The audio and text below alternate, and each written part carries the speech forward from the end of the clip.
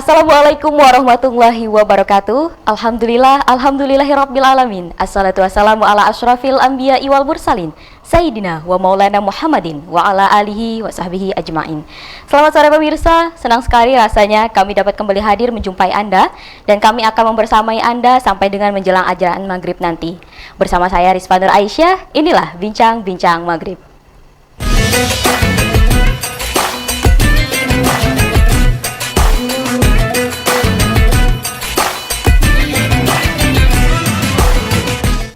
Baiklah pemirsa, pada sore hari ini kita sudah kedatangan narasumber dari BEM Universitas Palangkaraya.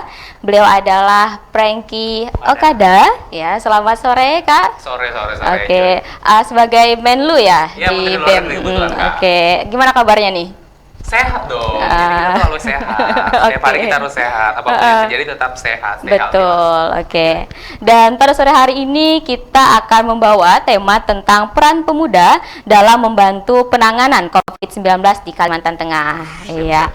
Nah, berbicara tentang COVID-19 Kak ya, ini kan memang wabah yang sedang melanda negeri kita begitu ya.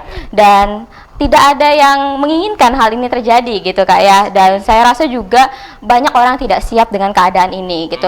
Nah, menurut Kakak sendiri gitu ya, apa sih yang dirasakan sebagai mahasiswa terkait dengan adanya wabah COVID-19 ini? Apakah merasakan kendala-kendala yang dihadapi baik itu dalam hal kuliah di dalam jaringan ya, daring seperti itu, ataukah hal-hal lainnya gitu Kak? Bisa cerita nih sama kita. Oh, oke. Jadi sebenarnya COVID-19 ini wabah yang melanda dunia ya kan. Jadi kita tuh nggak pernah tahu juga ini akan terjadi kan. Dan akhirnya terjadi di Indonesia, Palangkaraya, Kalteng, kita kenal semua. Dan dampaknya terhadap kami mahasiswa yang sedang berkuliah itu sebenarnya sangat terasa sekali sih Kak. Terutama dari keorganisasian mahasiswa itu, keorganisasiannya nampak lumpuh total.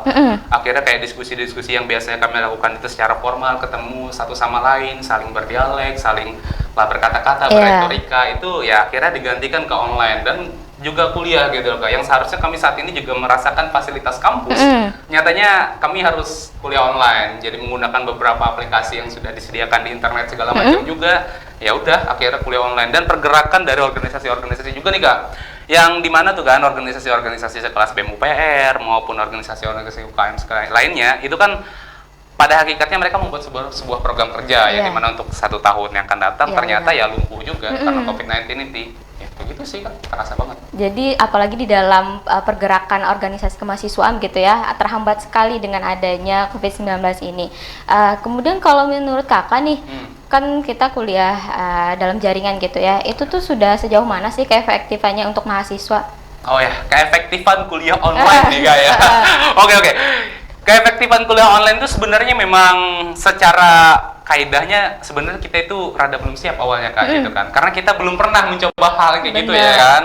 Belum pernah, dan kita kayak rapat online pun kadang belum pernah, dan akhirnya kita memaksakan karena situasi kita seperti itu kan. Kalau kita berbicara efisiensi kegiatan kuliah online itu, menurut saya efisiensi sih nggak terlalu nampak banget kayak gitu loh Kak. Artinya kan masih ada nih beberapa mahasiswa yang seharusnya kita ke kampus pakai baju rapi kayak gitu kan, tapi ya pakai baju seadanya juga, ada juga belum mandi segala macam juga. Ya efisiensinya sih kurang, masih bagusnya kita kuliah secara tatap muka sih menurut saya Kak. Langsung gitu ya, ya mungkin perlu waktu lah sebenarnya untuk penyesuaian juga gitu sih Kak.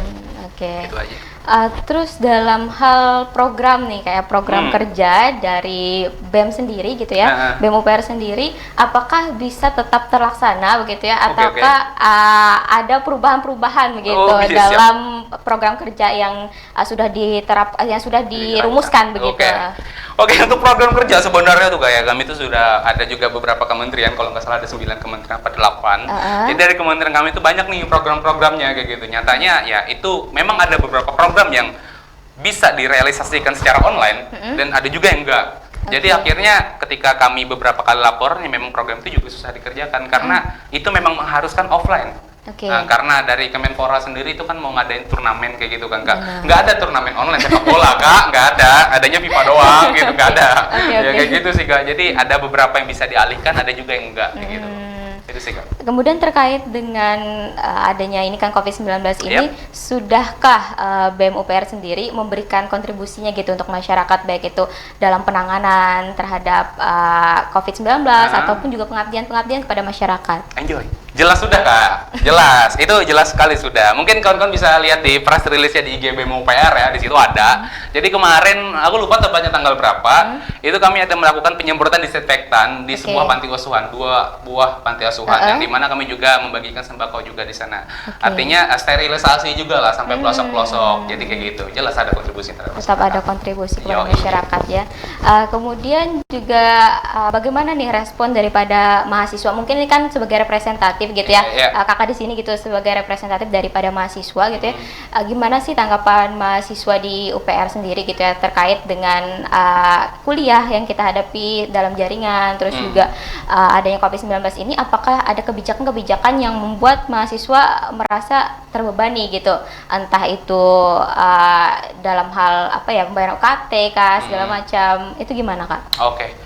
Representatif saya ya terhadap kuliah online dan kebijakan-kebijakan yang ada di masa pandemi ini, sebenarnya itu hal yang tentatif sih Kak. Jadi setiap orang tuh kan memiliki persepsinya berbeda-beda gitu ya. Kalau saya kan memang ada beberapa juga mata kuliah yang sedang saya jalani.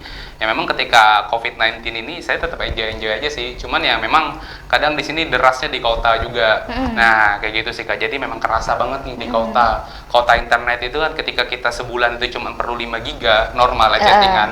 Gara-gara kuliah online, oke lah ternyata kita harus lebih banyak, lebih ekspor ke sana kayak gitu kan, exposure lebih. Dan terkait kebijakan UKT juga kan kemarin itu sudah juga keluar kebijakan dari Mendikbud juga, ada pemotongan UKT, ada pencicilan segala macam juga. Artinya di sini dari menteri juga harus melihat nih bahwasanya ini bukan cuma kalangan tertentu loh yang kena COVID-19, semuanya kena, mahasiswa juga butuh juga bantuan itu. Dan akhirnya ketika mahasiswa seluruh Indonesia memohon dan menuntut juga, ya akhirnya bisalah terrealisasi juga untuk kebijakan pemotongan UKT turun dari menteri. Nanti di situ kebijakannya akan di universitas-universitas masing-masing. Berapa persen tuh Kak untuk diterapkan di kampus UPR sendiri sudah ditentukan berapa persen tuh Kak? Oke, berapa persen? Bicara persenan kita nih ya. Oke, untuk di kampus UPR sebenarnya ini bukan kampus UPR sih. Jadi kayak lebih umum lah kayak gitu. Tapi di UPR tersendiri itu memang ada keputusan dari menteri. Itu memang ada pemotongan 50% ada juga. 50%. Itu untuk dari anak-anak dari semester 9 ke atas. Artinya dari anak-anak semester 9 yang memang masih menjalani beberapa mata kuliah, itu bisa pemotongannya 50%. Dan juga apabila ada anak-anak yang semester atas yang artinya sudah skripsian doang, itu tidak dibebani dengan bayar UKT. Itu dari menteri dulu ya. Jadi realisasinya masih ke UPR nih belum. Jadi masih prosesi lah dulu. Jadi belum diterapkan gitu ya di UPR sendiri. Tapi kebijakan itu sudah final kah atau belum kah? Oke, kebijakan itu sebenarnya sudah final dari menterinya langsung. Dari kawan-kawan BEM UPR, ada Kementerian Dalam Negeri, dari Dagri, itu menterinya si Yuyun, dia lagi berusaha juga nih, artinya merumuskan lah eskalasi pergerakan dari anak-anak BEM fakultasnya juga, gubernur-gubernur fakultasnya untuk menanyakan lagi terkait surat keputusan menteri tadi. Jadi gitu Kak ya.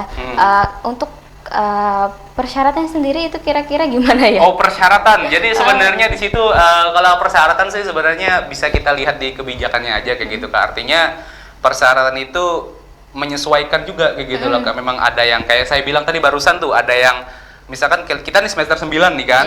Oke, kita masuk ke semester 9, kita mau pemotongan UKT 50%. Oke, bobot SKS yang ditempuh itu minimal 6. Nah, itu salah satu persyaratannya juga. Nah, jadi kayak gitu sih. Ya harapannya sih persyaratan itu tergantung di kebijakan masing-masing lagi. Artinya kalau bisa sih dipermudah gitu sih, ya. Jadi tidak terlalu membebankan. Tidak terlalu membebankan, susah banget COVID-19. Terus juga tadi kan sempat bincang sedikit gitu ya. Lagi KKN ya? Lagi KKN. Lagi sibuk KKN gitu ya. Berarti sudah adakah gitu pengabdian kepada masyarakatnya dari KKN yang dilakukan oleh mahasiswa UPR sendiri Kak? Oke, untuk KKN sendiri itu sebenarnya di kali ini kami itu menggunakan metode online Kak, yang dimana itu kami membuat karya tulis ilmiah. Artinya kami tidak langsung ke lapangan juga. Artinya kami mencari data sekunder aja sih gitu untuk kali ini. Kita udah berbincang panjang lebar, tapi sebenarnya kita akan rehat sejenak nih Kak ya. Karena setelah ini ada jeda pariwara. Tetap saksikan Bincang-Bincang Maghrib.